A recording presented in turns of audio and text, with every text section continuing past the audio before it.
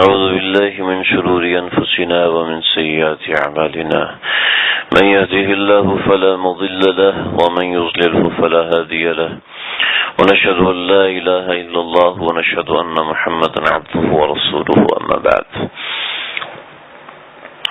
ہجرت النبی صلی اللہ علیہ وسلم کے بعد ہم اس جگہ تک پہنچے تھے کہ آپ صلی اللہ علیہ وسلم مدینہ پہنچے.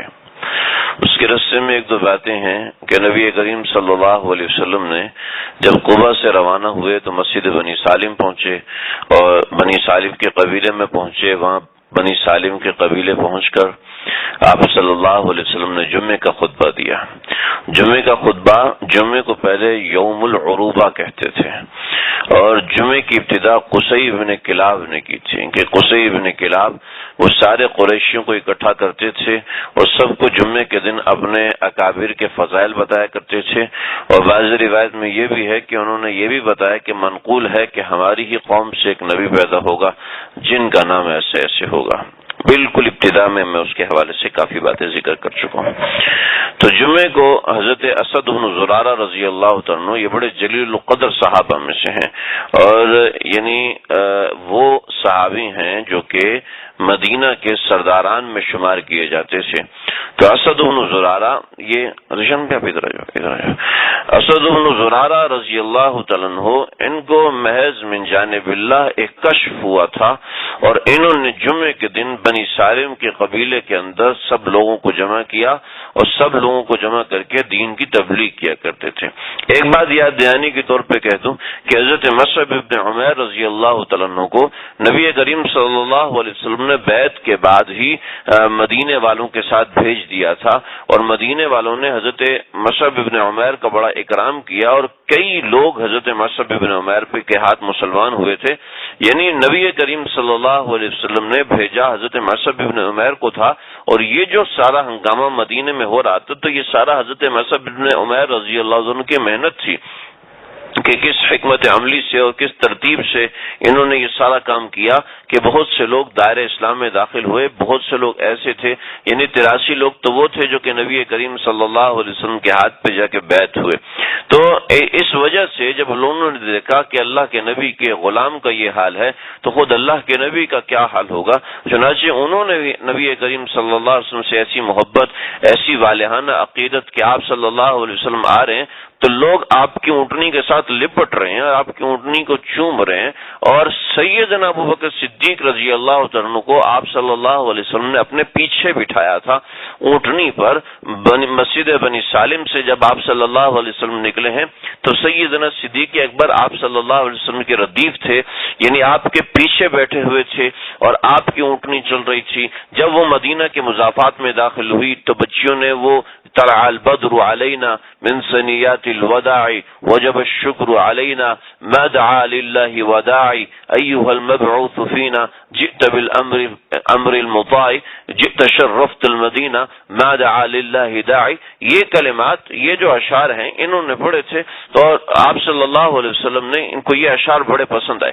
اس سے بائیں ہاتھ پہ جو جگہ تھی وہاں پر ایک بڑا قبیلہ آباد تھا جو کہ قبیلہ بنو نجار تھا. تو بنو نجار کی بچیوں نے بہت سے اشعار گائے جو کہ کتابوں میں ملتے ہیں کہ جاء نبینا وجاء رسولنا جاء نحن الجاریات بنی الجوار، ہم بنی جوار سے، ہم بنو نجار سے کچھ بچیاں ہیں جو آپ صلی اللہ علیہ وسلم سے محبت کرتی ہیں. یعنی اس طرح کے اشعار گائے تھے. اور بعض روایتوں میں ایسے کہ انہوں نے دف بجاتے ہوئے گائے تھے، یعنی دف ایسے کہ مطلب کہ لکڑی بجاتے ہوئے وہ اشعار پڑے تھے. آپ صلی اللہ علیہ وسلم کی محبت میں لکڑیوں کو پیٹتے ہوئے اشعار پڑے تھے. تو اس سے کچھ لوگوں نے یہ سمجھ لیا کہ جناب میوزک بجانا جائز ہے. تو دف اور چیز ہے اور میوزک اور چیز. دف یہ ہے جیسے اس کو مارتے ہیں تو یہ اس زمانے میں یہ لکڑی تھی، اس لکڑی کو بجاتے ہوئے جس کو اردو زبان میں کھڑاؤں کہتے ہیں تو عربی میں اس کو دف کہتے ہیں. تو وہ کھڑاؤں بجاتے ہوئے یعنی لکڑی کو بجاتے ہوئے وہ اشعار پڑھتے تھے. تو لوگوں نے جناب اس سے یہ سمجھ لیا کہ یہ جناب موسیقی حلال ہوگی وہاں پر. تو بہرحال ایسا نہیں ہے. کہ اس کا اور موسیقی کا کوئی دور کا تعلق بھی نہیں ہے. موسیقی کو اللہ کے نبی نے بہت پہلے سے حرام قرار دی. موسیقی صرف اسلام نے حرام قرار نہیں دی. دنیا کا کوئی مذہب جو کہ اسلامی مذہب ہونے کا دعویٰ کرتا ہے ان میں کوئی مذہب بھی موسیقی کے جواز کا قائل نہیں ہے. نہ عیسائی موسیقی کے جواز کے قائل ہیں اور نہ یہودی موسیقی کے جواز کے قائل ہیں. کوئی آسمانی مذہب موسیقی کو جائز قرار نہیں دیتا تو اسلام کہاں سے جائز قرار دے دے گا؟ آپ کسی سے بھی پوچھ لیں، کسی جگہ پر موسیقی کے جواز کی بات نہیں ہے. کہ موسیقی روح کو ایسا گندا کر دیتی ہے کہ انسان کے مزاج کے اندر حیوانیت بھرتی ہے موسیقی. انسان عام حالات میں ایسی باتیں سوچ نہیں سکتا. جب موسیقی سن کے اس کے دماغ میں جو شہوت بھرتی ہے، اس کے دماغ میں جو چیزیں بھرتی ہیں، کہ آپ صلی اللہ علیہ وسلم نے فرمایا الغنا رقیۃ الزنا، یہ جو گانا ہوتا ہے یہ شیطان کا منتر ہے جو کہ زنا کی طرف انسان کو لے کے جاتا ہے. یعنی یہ محض شہوت کو بھڑکانے والی ایک چیز ہے.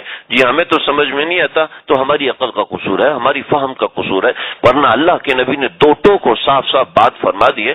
مومن کی ذمہ داری ہے کہ اس کو سمجھے، اور اگر سمجھ میں نہیں آتی تو اس کے پیچھے کم از کم چلنے کی کوشش کرے. یہ ایمان کا تقاضا بھی اور محبت کا تقاضا بھی ہے. کیوں جی یہ ایسی بات ہے، میں کوئی فتویٰ نہیں دے رہا، میں آپ سے ایک درخواست کر رہا ہوں، ایک بھائی ہونے کے ناطے، ایک مسلمان ہونے کے ناطے، کہ جس چیز کو سنتے ہی ہمارے نبی نے کانوں میں انگلیاں دے دی کہ جب اس کی آواز بند ہو تو مجھے بتا دینا، تو ہم اس کے جواز کے طریقے ڈھونڈیں، ہم اس کے جواز کے بارے میں چیزیں دیکھیں، اس کے جواز کے بارے میں تلاش کرنے کے. کہیں دیکھو کہیں حضرت داؤد علیہ السلام کے بارے میں آتا یا جبال اوبی معہ والطیر.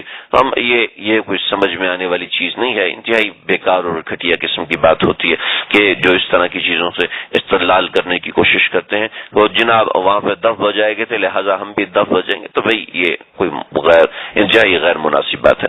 تو آپ صلی اللہ علیہ وسلم کو کسی ایک صحابی نے کہا یا رسول اللہ ہمارے گھر رکیے، اس لیے کہ مدینے میں اللہ کے نبی کا گھر نہیں تھا، اللہ کے نبی کے صحابہ کے گھر نہیں تھے.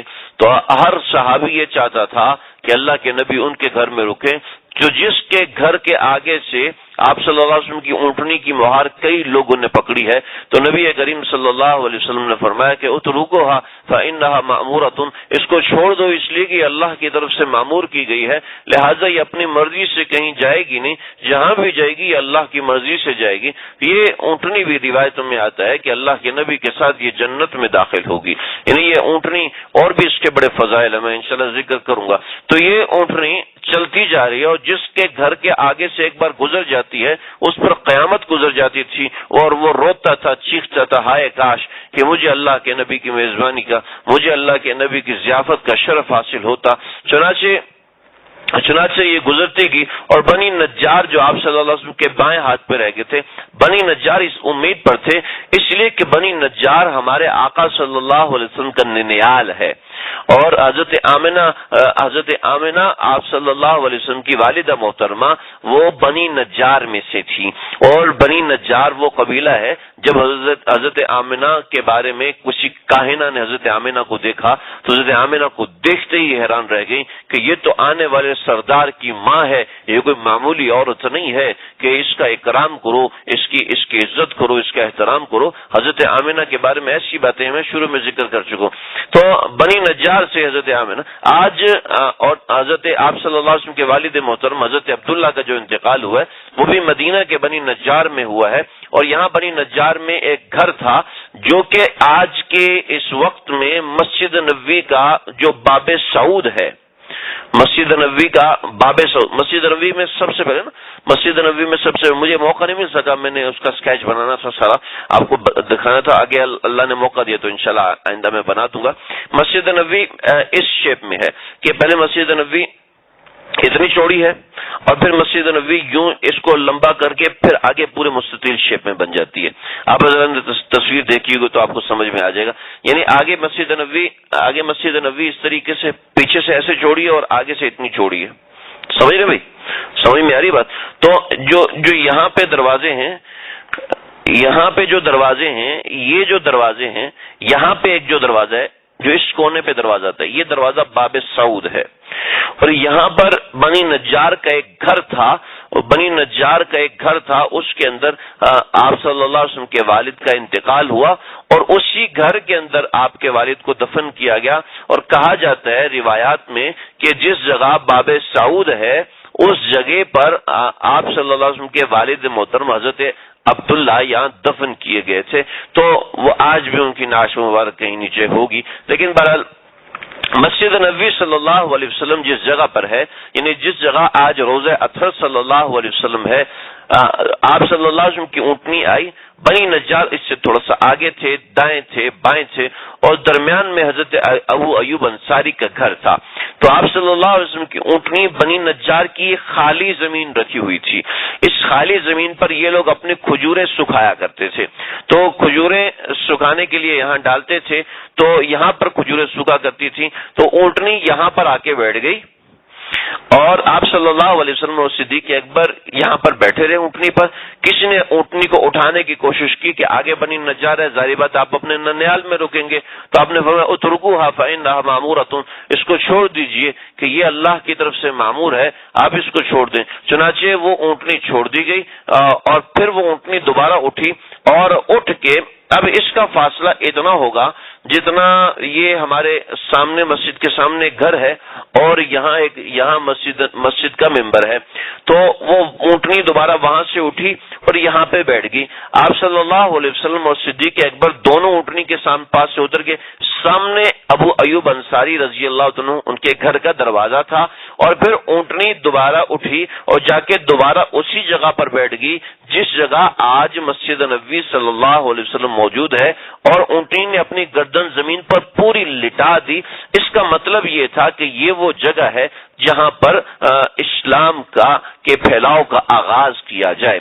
چنانچہ نبی کریم صلی اللہ علیہ وسلم نے فرمایا کہ اس جگہ پر ہم اسلام کی مسجد بنائیں گے، یعنی مدینہ منورہ کی پہلی مسجد۔ چنانچہ آپ صلی اللہ علیہ وسلم حضرت ابو ایوب انصاری رضی اللہ عنہ کے گھر میں رہنے کے لیے تشریف لے کر گئے۔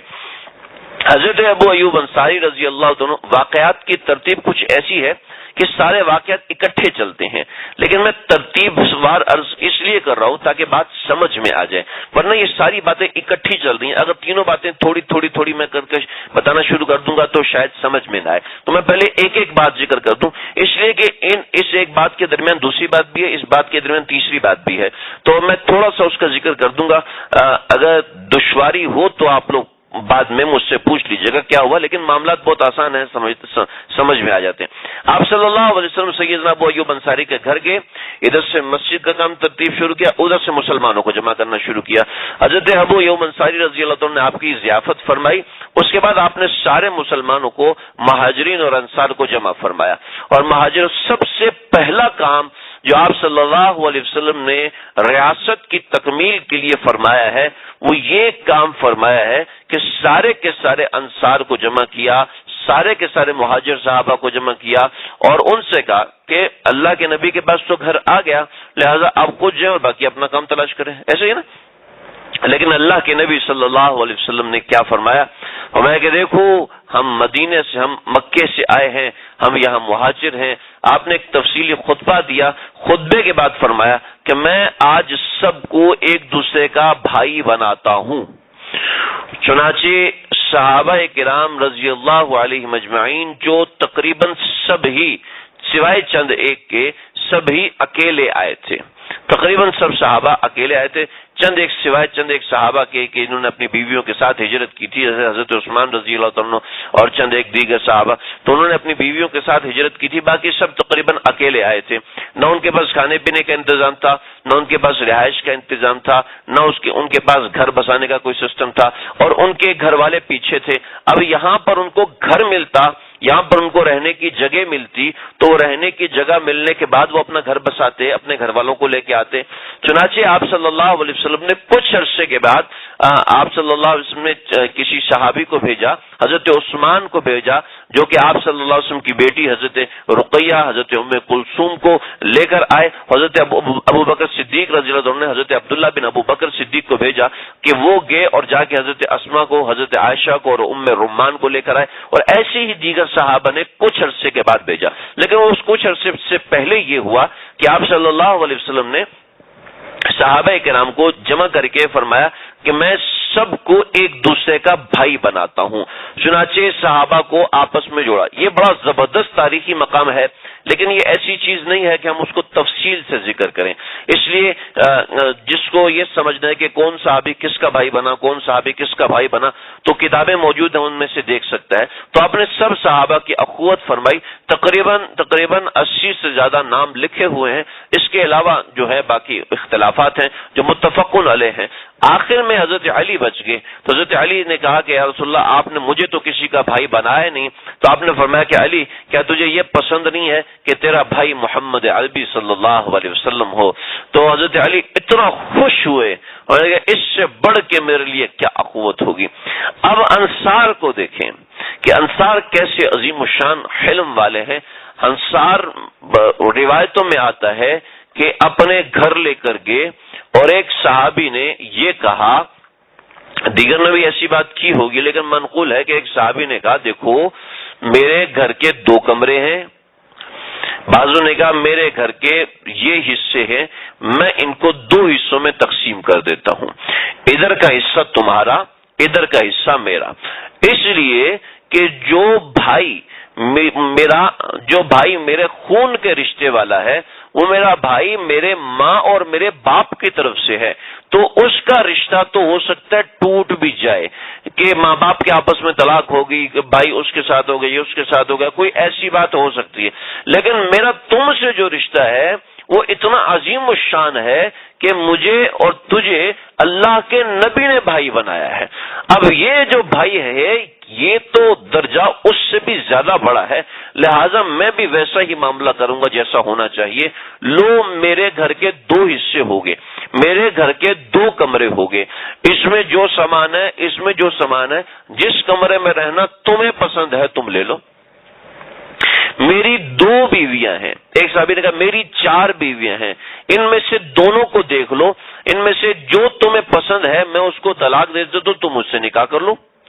ایک صحابی نے کہا میری 4 بیویاں ہیں تو میں ان میں سے 2 کو طلاق دے دیتا ہوں، جو تمہیں پسند ہے تم ان کو لے لو اور اپنے گھر کو بساؤ، اور جو اناج و غلہ جو بھی آج کے بعد آئے گا وہ میرا آدھا اور آدھا تمہارا. اللہ اکبر. کوئی سگے بھائی کو دینے کو آج تیار نہیں ہوتا، اور یہاں پر کتنی بڑی بات ہوگی، کتنی بڑی بات ہوگی. اللہ کے نبی کی جانشاری، اللہ کے نبی کی فرما برداری. دوستو اصل فرما برداری ہے، اصل مزاج کے اندر فرما برداری آتی ہے، اس کے بعد انسان تبدیل ہوتا ہے. جب تک مزاج میں فرما برداری نہیں آتی سمجھ ہی نہیں سکتا کہ میں نیک بن گیا ہوں، ہو ہی نہیں سکتا کوئی شخص نیک بن جائے. سیدنا ابو بکر صدیق رضی اللہ عنہ تہجد پڑھ رہے تھے اور حضرت عمر فاروق تہجد پڑھ رہے تھے. میں ان کے گھروں کی لوکیشن بھی انشاءاللہ آپ لوگوں کو بتاؤں گا کہ آج کون سا مقام ہے جہاں سیدنا حضرت عمر فاروق کا گھر ہے اور کون سا مقام ہے جہاں سیدنا صدیق اکبر کا گھر ہے. یہاں تھوڑی سی بات سمجھا دوں تو اس لیے بتا دوں. باب السلام ہے جو مسجد نبوی کا دروازہ ہے، تو مسجد نبوی کے دروازے کے ساتھ حضرت عباس رضی اللہ عنہ کا گھر تھا، اور اس دروازے سے 4-5 گھر چھوڑ کے مشرقی طرف حضرت عمر فاروق کا گھر تھا، اور ادھر اس دروازے کے اس طرف باب السلام کے اس طرف ساتھ ہی حضرت سیدنا صدیق اکبر رضی اللہ عنہ کا گھر تھا. یعنی ان کا گھر اس طرف تھا، حضرت عمر کا گھر اس طرف تھا. آپ صلی اللہ علیہ وسلم کہیں سے باہر قضاء حاجت سے تشریف لا رہے تھے.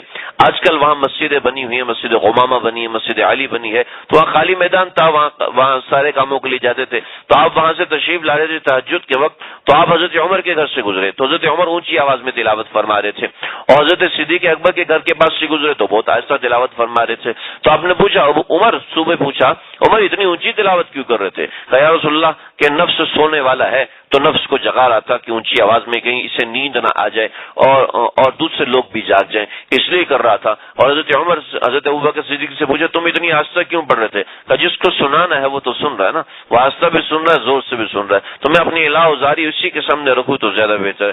تو آپ نے فرمایا صدیق تم تھوڑا اونچا پڑھ لیا کرو، عمر تم تھوڑا آہستہ پڑھ لیا کرو. ہاں جی، کیا بات ہے؟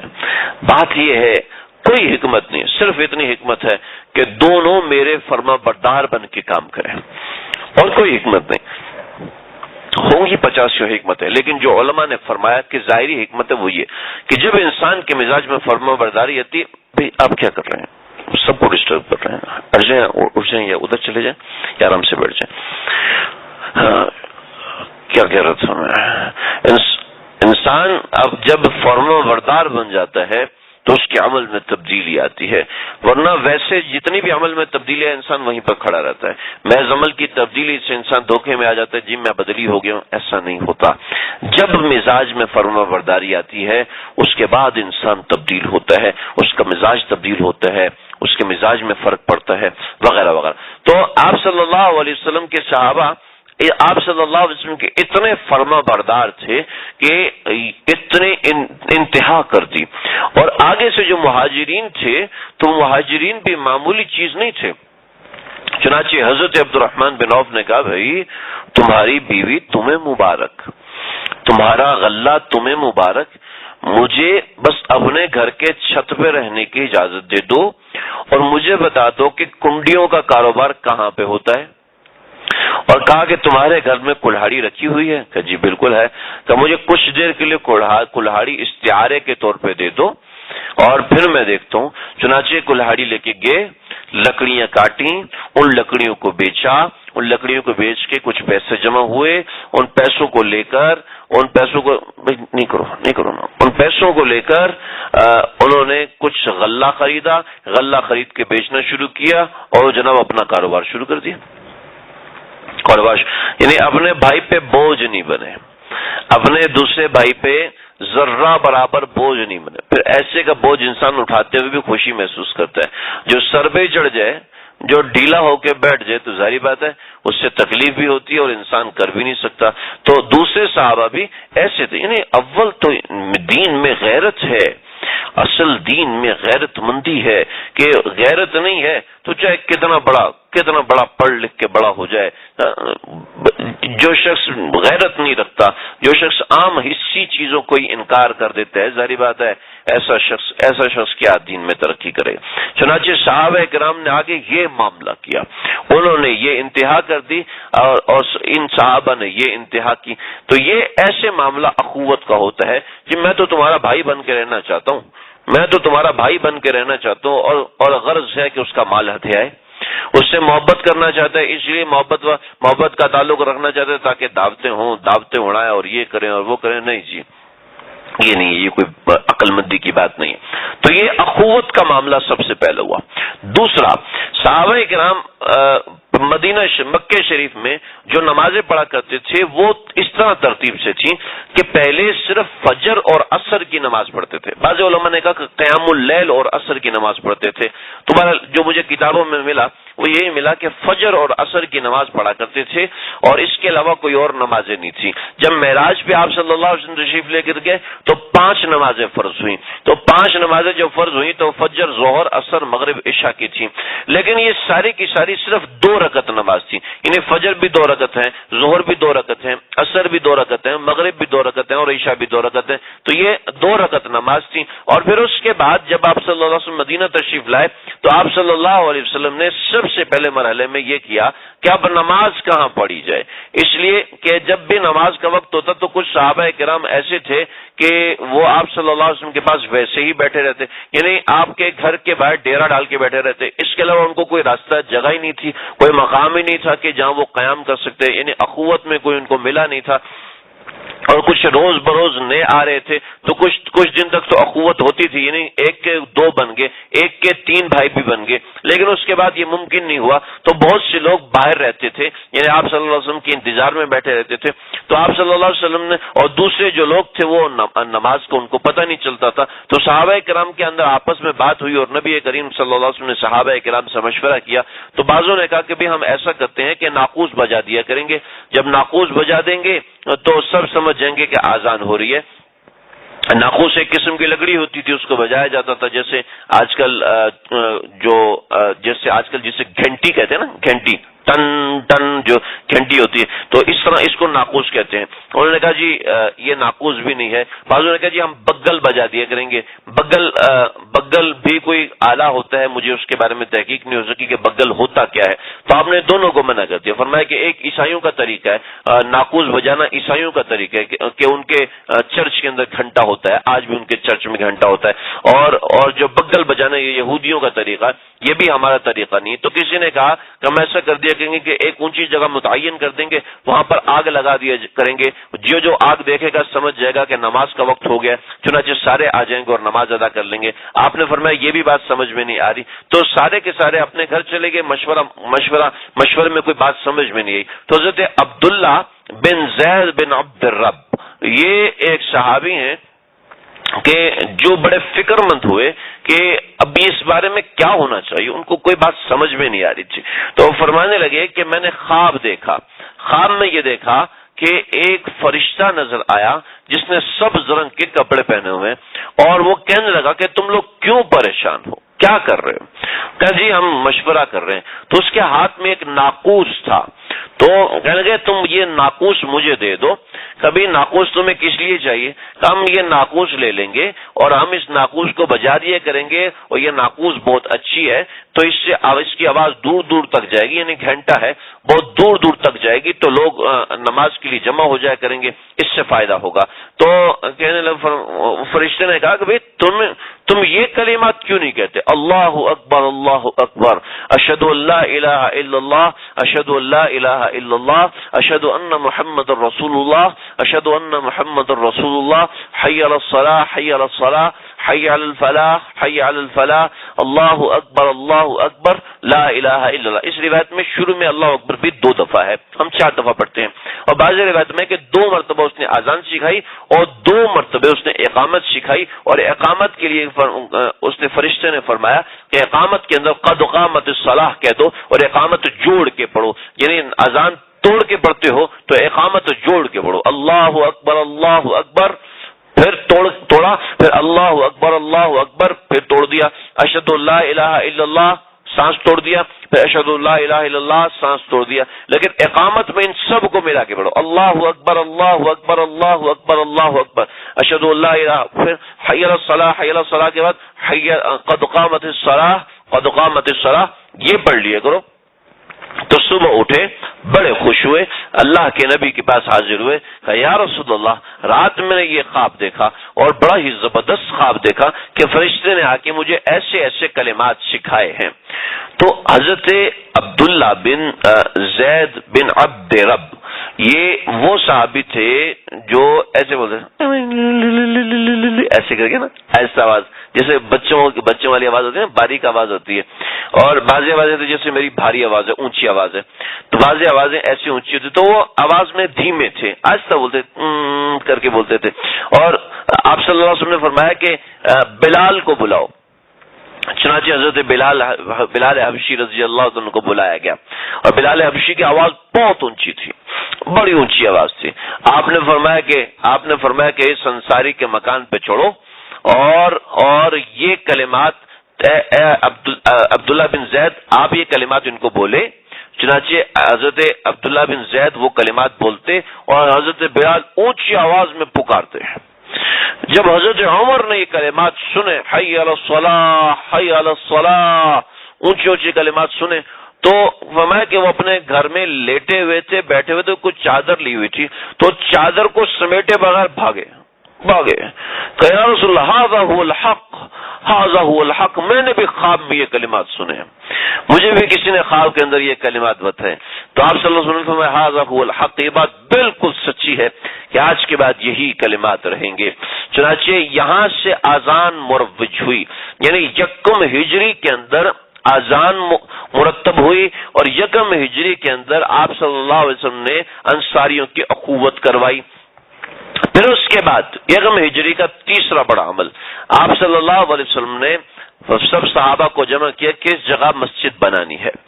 چنانچہ وہ مسجد ہوتی تھی، یعنی اس مسجد میں جو کام ہوتا تھا وہ ایک الگ نوعیت کی چیز تھی، آج کی مسجد کی طرح نہیں تھی۔ اس زمانے کی مسجد، اس زمانے کا پارلیمنٹ بھی تھا، اس زمانے کا مشورہ روم بھی تھا، اس زمانے کا جو تھا پارلیمنٹ ہاؤس بھی وہ مسجد تھا، اس زمانے کی سپریم کورٹ بھی مسجد ہی تھی، اس زمانے میں لوگوں کی حاجت روائی کی جگہ بھی مسجد کی تھی اور عبادت گاہ بھی مسجد تھی. یعنی مسجد ایک ایسی جگہ، خلافت عثمانیہ کا مرکز مسجد رہی ہے. یعنی کہ خلافت عثمانی کے فیصلے درباروں میں نہیں ہوتے تھے، یہ فیصلے سارے مساجد میں ہوا کرتے تھے. یعنی مساجد آج کل تو چھوٹی چھوٹی مسجد ہے نا، چھوٹی چھوٹی مسجد ہے. آپ اگر انڈیا کی کچھ تاریخ پڑھیں، ہندوستان کی کچھ تاریخ پڑھیں تو آپ کو پتہ چلے گا اتنی بڑی مسجد ہے جتنی یہ ہماری اتنی بڑی سوسائٹی ہے. اگر سمجھنا چاہتے ہیں تو آپ دیکھ رہے ہیں بادشاہی مسجد کو. ہاں جی، بادشاہی مسجد دیکھی ہے کسی نے؟ لاہور کے اندر کتنی بڑی مسجد بنائی ہے. اور کیوں اتنی بڑی مسجد کیوں بنائی جی؟ چلتے شوگر والے کی شوگر ختم ہو جائے گی، اتنا اس میں چلنا پڑتا ہے. اتنی بڑی مسجد ہے بادشاہی میں. فیصل مسجد کتنی بڑی بنائی کہ جو پرانی مساجد ہیں، چلو فیصل مسجد تو چلو نہیں ہے، وہ عربوں نے بنائی تو عرب تو ویسی بڑی مسجد بناتے ہیں. جو شاہی مسجد ہے لاہور کی، تو یہ کیا ہے؟ اس زمانے میں ساری مسجدیں اتنی بڑی بنا کرتی تھی، یعنی بڑی، یعنی کہ کوئی اتنی ڈیکوریشن نہیں ہے. آپ ادھر چلے جائیں اپنے ٹھٹھا کے اندر جو مسجد ہے، کتنی بڑی مسجد ہے؟ اتنی کوئی 3000 تو اس میں گنبد ہے، اتنی بڑی مسجد ہے. تو کیوں اتنی بڑی مسجد بنائی جی؟ اس لیے کہ مسجد صرف نماز پڑھنے کی جگہ نہیں ہوا کرتی تھی، بلکہ مسجد ایک مرکز ہوا کرتی تھی. مسجد ہر چیز کا ایک ہر چیز کی ضابطہ کار ہوا کرتا تھا. بھئی اب تنگ نہیں کریں،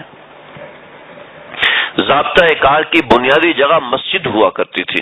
چنانچہ آپ صلی اللہ علیہ وسلم نے سب سے پہلے مسجد کی بنیاد رکھی. فرمایا کہ پوچھو زمین کس کی ہے؟ کہا یا رسول اللہ یہ سہل اور سہیل کی ہے. تو آپ نے فرمایا بلاؤ. وہ تو دونوں یتیم بچے تھے. کہا ان کا کفیل کون ہے؟ کہا ان کا چچا ہے. کہ چچا کو بلاؤ. چچا کو بلایا تو آپ نے فرمایا کہ یہ زمین ہمیں خریدنی ہے. کہ یا رسول اللہ یہ تو کتنی بڑی سعادت ہوگی، اللہ کا نبی ہم سے زمین مانگے اور ہم اس کے پیسے لیں، یہ کیسے ہو سکتا ہے؟ آپ نے فرمایا اگر نہیں لوگے تو میں بھی نہیں لوں گا، تمہیں یہ زمین بیچنی ہوگی. سیدنا صدیق اکبر نے کہا کہ میں معاہدہ کرتا ہوں. چنانچہ 10 دینار کے اندر اس مسجد کی زمین کو خریدا اور 10 دینار کے اندر اس مسجد کی زمین کو خرید کے پھر اس پر تعمیر شروع کی. تقریباً 3 ہاتھ نیچے مسجد کی کھدائی کی گئی اور آپ صلی اللہ علیہ وسلم نے کچھ صحابہ کو متعین فرمایا اور صحابہ کو متعین فرما کے مٹی کی اینٹیں بنانا شروع کی اور گارا بنانا شروع کیا اور کھجوریں کاٹ کے اس کے ستون بنانا شروع کیے. یعنی کھجوروں کے ستون بنائے اور گارا بنایا اور اس کے ساتھ مٹی کی اینٹیں بنائیں اور اس کے بعد جو چھت بنانے کے لیے جو کھجور یعنی کہ کاٹے گئے تھے تو ان کے جو پتے ہوتے ہیں ان کو سکھانے کے لیے ایک جگہ ڈال دیا گیا. تو یہ ساری تیاری کر کے اس کے بعد صحابہ کرام کے ساتھ خود نبی اکرم صلی اللہ علیہ وسلم مزدور بنے. کھدائی کے بعد اس کی بھرائی کرنے کے بعد آپ صلی اللہ علیہ وسلم خود اینٹیں اٹھا کے لاتے اور ان میں ایک صحابی تھے حضرت مسعود رضی اللہ عنہ یا کچھ اور، مجھے بالکل اچانک سے نام ان کا ذہن سے نکل گیا، اللہ کرے گا یاد آ جائے گا. تو اس کتاب میں بھی نہیں، میں نے کہیں اور پڑھا تھا. تو وہ دو اینٹیں اٹھا رہے تھے، تو آپ نے فرمایا واہ واہ واہ کیا بات ہے، آج تو ایک وقت میں 2 اینٹیں اٹھا. آج کل تو چھوٹی چھوٹی اینٹیں، وہ اس زمانے کی بڑی بڑی اینٹیں ہوتی تھی، یعنی کہ ایسے اٹھانا آسان نہیں تھا. آج تو 2 اینٹیں اٹھا رہا ہے، کل تجھے ایک باغی جماعت قتل کرے گی، قتل کرے گی اور تو حق پر ہوگا. یعنی کیا ہے، آج تو کھانے کے لیے کچھ نہیں، دوسروں کے گھر میں پناہ لے رہے ہیں اور دوسری طرف ان کو شہادت کی خوشخبری دے رہے ہیں.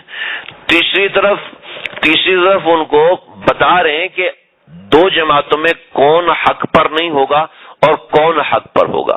پھر یہ وہی صحابی ہیں جو حضرت علی کے لشکر میں تھے اور حضرت معاویہ کے لشکر نے ان کو شہید کیا.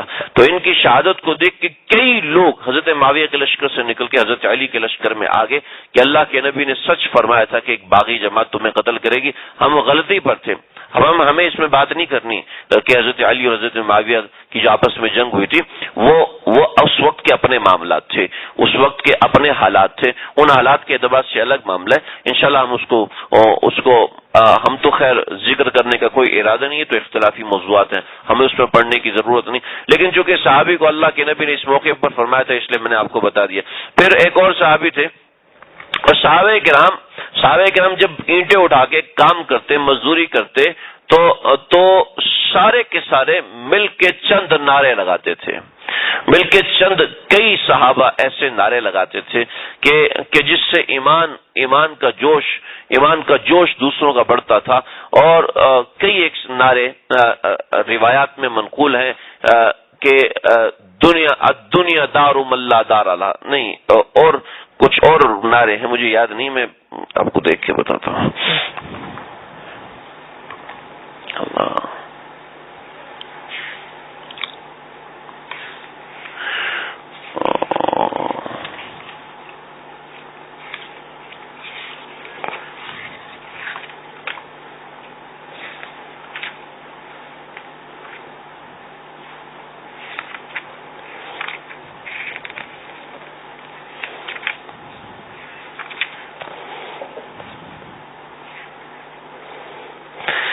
هذا الحمال لا حمال خيبر هذا أبر ربنا وأطهر اللهم إن الأجر أجر الآخرة فرحم الأنصار والمهاجرة اللهم لا خير إلا خير الآخرة فانصر الأنصار والمهاجرة.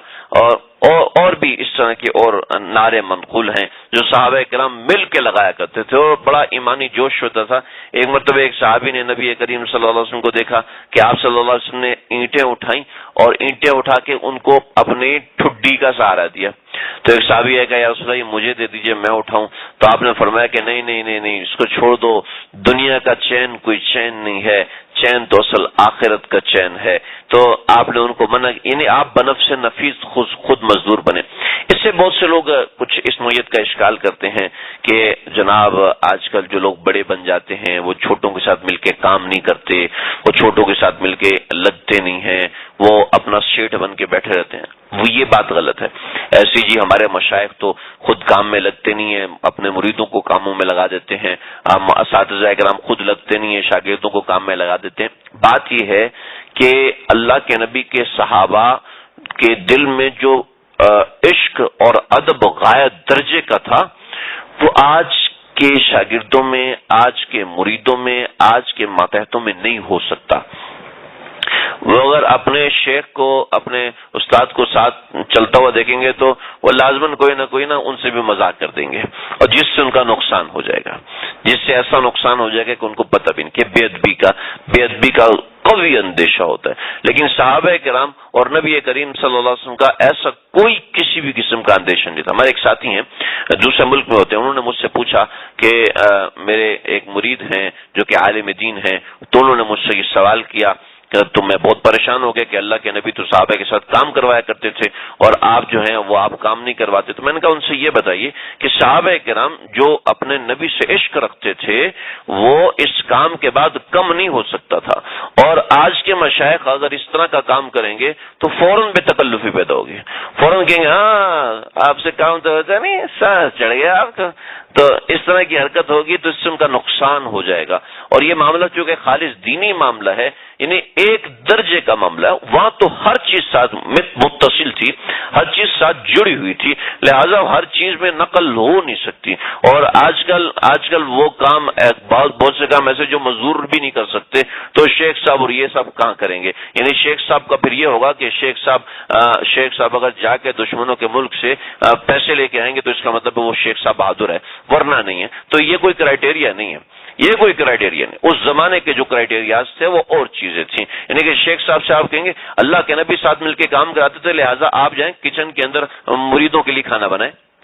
تو یہ تو اتنا بڑا کرائٹیریا، اتنی بڑی پریشانی ہو جائے گی کہ جس کو کوئی بھی سنبھال نہیں سکتا. تو بہرحال یہ ایسی بات ہے، میں اعتراض کرنا دنیا کا سب سے زیادہ آسان کام ہے، تو اس کو دیکھ کے اعتراض کوئی بھی کر سکتا ہے. تو یہ اس کا جواب ہے. اس سے چیز سمجھ لیں کہ ہر زمانے کے حالات، ہر زمانے کے معاملات الگ ہوتے ہیں. تو مسجد نبی صلی اللہ علیہ وسلم کی تعمیر میں بہت سی چیزیں ایسی بھی ہوئیں، بہت سی چیزیں ایسے. حضرت علی رضی اللہ عنہ بڑے مزاحیہ تھے، بہت مزاحیہ تھے. تو کچھ صحابی ایسے تھے جو کہ نفیس مزاج تھے، بڑے نفیس مزاج کے تھے. اور ایسا ہوا کہ وہ جب اینٹیں اٹھاتے تھے نا تو اپنے پاس ایک کپڑا رکھ لیتے تھے تاکہ کپڑوں کو، جسم کو مٹی نہ لگے. تو حضرت علی رضی اللہ عنہ کو خوب تنگ کرتے تھے، یعنی اشعار سنا سنا کے ہاں تو مٹی سے بج رہا ہے، تو نازک بن رہا ہے، تو ایسے. حضرت علی بہت مزاحیہ تھے. حضرت عمر رضی اللہ عنہ نے فرمایا کہ اگر علی مزاحیہ نہ ہوتا نا تو میں اس کو اپنے بعد خلیفہ بنا دیتا، اس لیے کہ یہ مزاحیہ ہے. تو لوگ کہیں گے کہ کوئی حکم دیں گے تو لوگ کہیں گے مذاق کر رہے ہیں، کوئی حکم دیں گے تو لوگ سمجھیں گے حضرت علی مذاق کر رہے ہیں. حضرت علی اتنے مزاحیہ تھے کہ ایک مرتبہ نبی صلی اللہ علیہ وسلم حضرت علی چھوٹے کر کے ان کو اٹھاؤ بھائی، اٹھاؤ شاباش، سونا نہیں ہے. حضرت علی رضی اللہ عنہ وہ چھوٹے قد کے تھے تو سارے کھجورے کھاتے، تو کھجورے کھاتے کھاتے حضرت علی کے یہاں تک گٹلیاں پہنچ گئیں. تو آپ صلی اللہ علیہ وسلم نے فرمایا علی اتنی کھجوریں کھا گئے کہ گٹلیاں تمہارے پیٹ تک آ گئی ہیں. تو فرمایا یا رسول اللہ میں کیا کروں، میں تو پھر بھی کچھ نہ کچھ چھوڑ رہا ہوں، یہ سارے تو گٹلیاں بھی کھاتے جا رہے ہیں. آپ ہنسے، آپ صلی اللہ علیہ وسلم اتنا ہنسے کہ علی ایسا مزاح فرماتے. حضرت علی اور حضرت عمر اور حضرت ابوبکر صدیق یہ تینوں جا رہے تھے. تو حضرت علی چھوٹے قد کے تھے، حضرت ابوبکر صدیق لمبے قد کے، حضرت عمر فاروق یہ بھی لمبے قد کے. تو کہنے لگے کہ علی تو ہمارے درمیان ایسے ہے جیسے لنا کے درمیان نون ہوتا ہے. لفظ لنا سنا ہے، لنا، لام نون الف نا، لنا ہے نا. تو کہا کہ ان علی بیننا، علی ہم دونوں کے درمیان ایسے ہے کما نون بین لنا، جیسے کہ نون لنا کے درمیان ہے. ٹھیک ہے.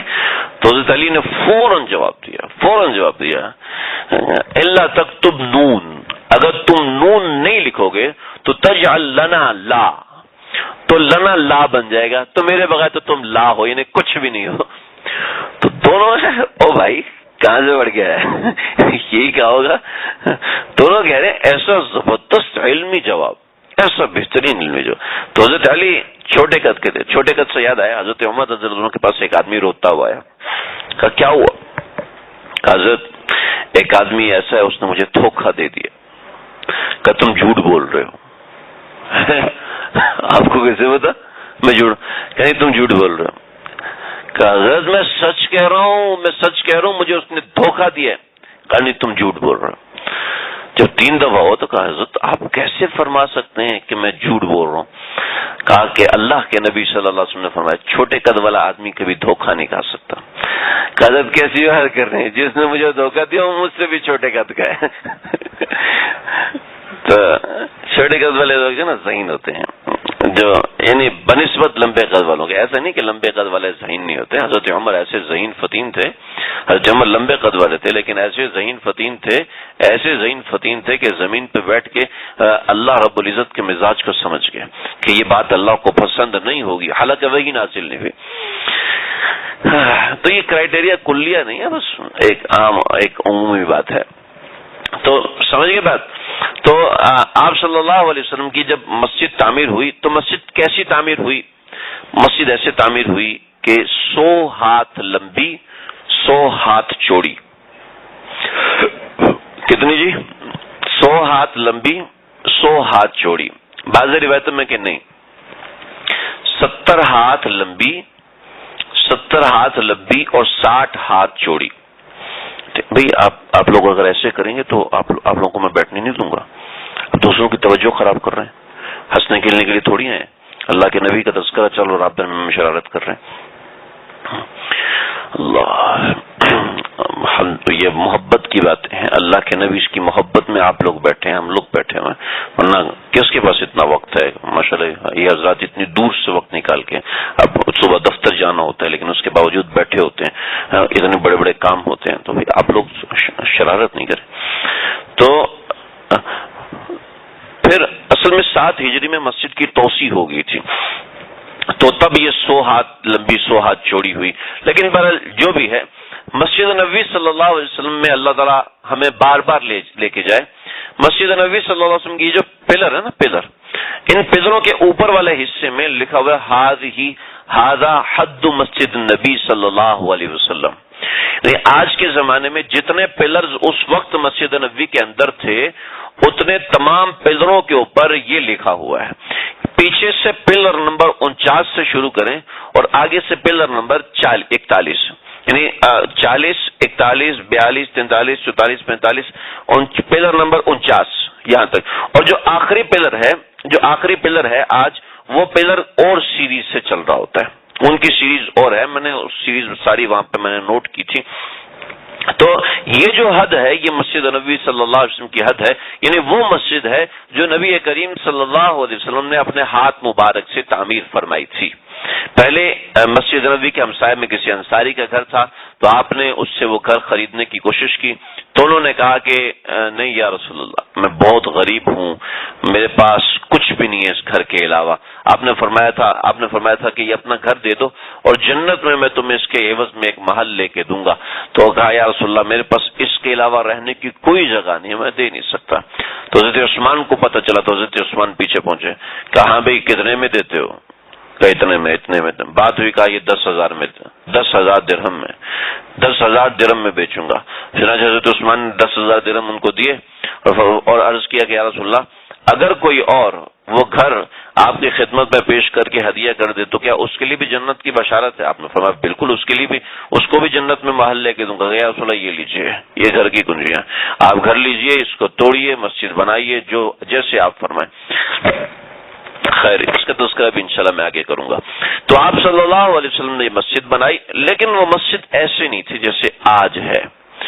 وہ مسجد ایسے تھی کہ آج مسجد نبوی کا رخ جس طرف ہے نا، اس طرف مسجد نبوی کی پشت تھی.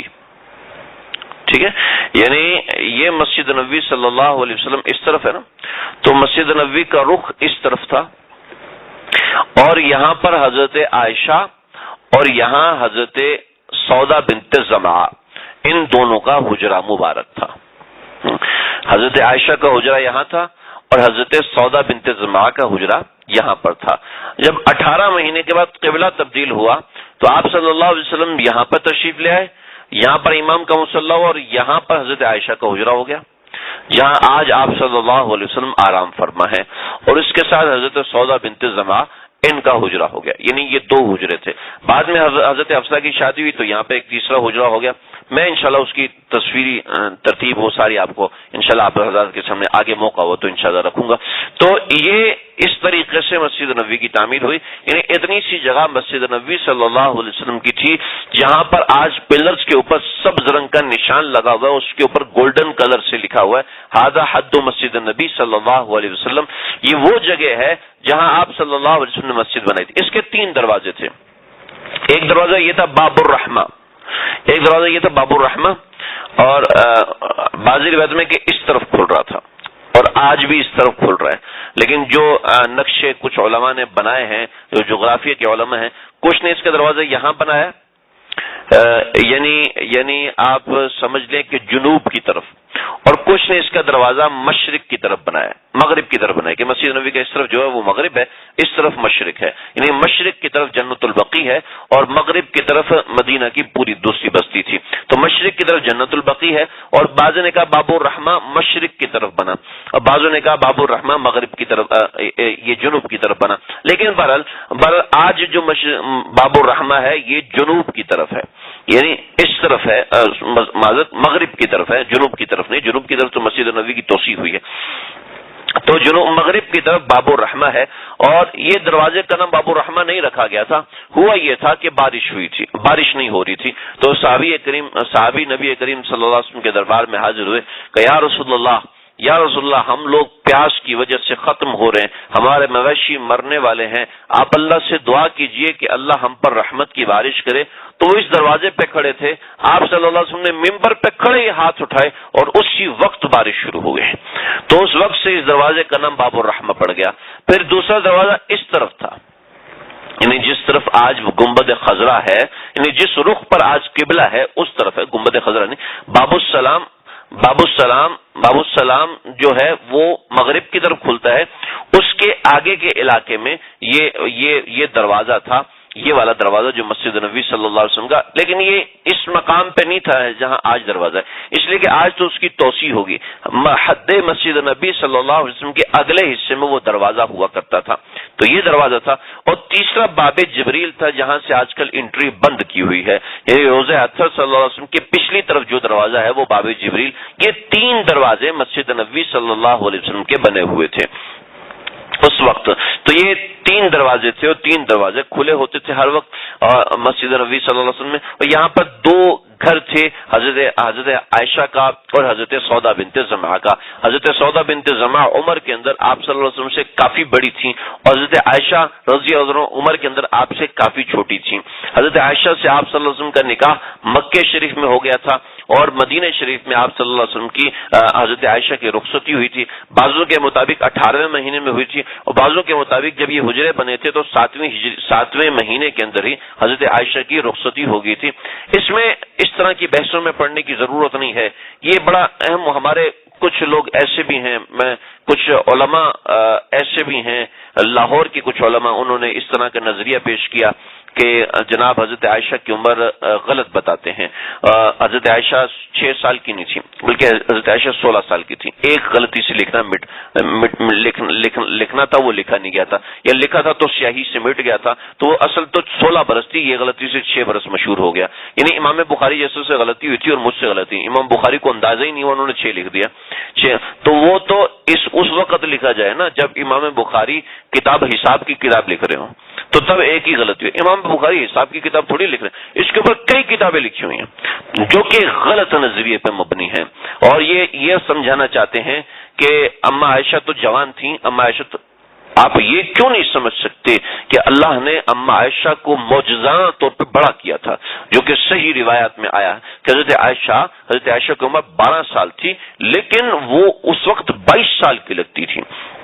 یعنی حضرت عائشہ کا معاملہ یہ تھا کہ چھوٹی عمر میں چلنا شروع کر دیا، چھوٹی عمر میں بولنا شروع کر دیا، یعنی 6-7 مہینے میں بولنا شروع کر دیا۔